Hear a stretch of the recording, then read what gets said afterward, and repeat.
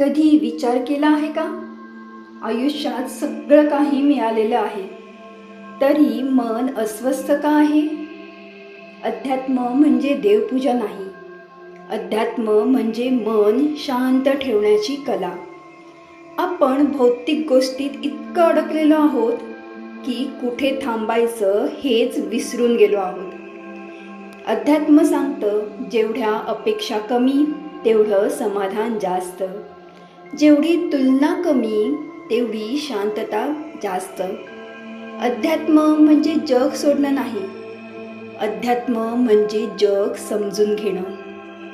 अध्यात्म म्हणजे पूजा, पाठ, मंत्र इतकंच नाही. अध्यात्म म्हणजे स्वतःशी मैत्री करणं, स्वतःला ओळखणं. अध्यात्म म्हणजे आतून शांत होणं. अध्यात्म सांगतं, शांत मन हाच खरा देव.